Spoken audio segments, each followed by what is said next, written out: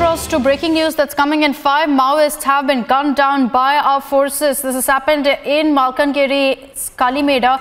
This happened early this morning, and we understand an encounter had broken out between our forces and Maoist terrorists. Aditya is joining us with more details on the story. Aditya, what more do we know? And a big win for our forces. We know that at least 5 dreaded Maoists have been gunned down by the Special Operations Group of the Odisha Police. And these are members of the Kalimeda Dalam division of the CPI Maoists, and the operation is still underway. And the specific location of the Maoist presence and the location of encounter is the Bijingwada forest in Odisha's Malkangiri. So it's a very smooth operation that has been led by the Odisha Police's Special Operations Groups. 5 Maoists have been killed already.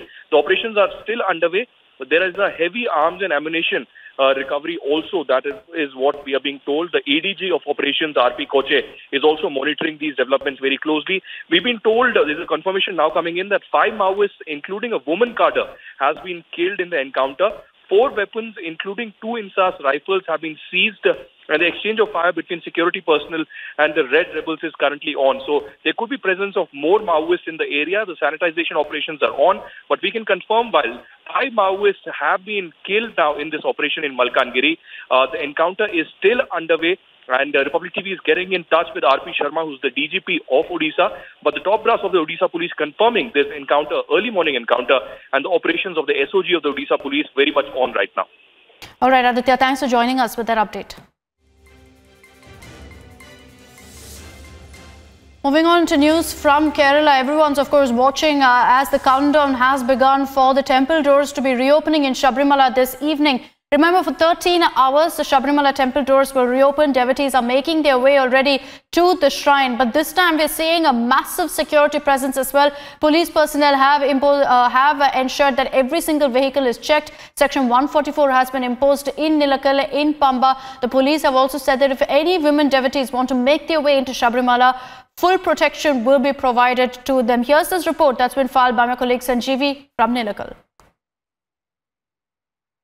We are right now standing at the Nilakal, which is the first base camp of the Sabarimala temple, where you can see the whole lot of police deployment at this point of time. So the temple will be open for 30 hours starting from today evening 5 p.m. to tomorrow night 10 p.m. is what we have been told by the temple administration. So every vehicle, including the KSRTC bus and also other private vehicles which are reaching Pamba base camp and also Sabarimala, is being checked by the police very clearly and thoroughly.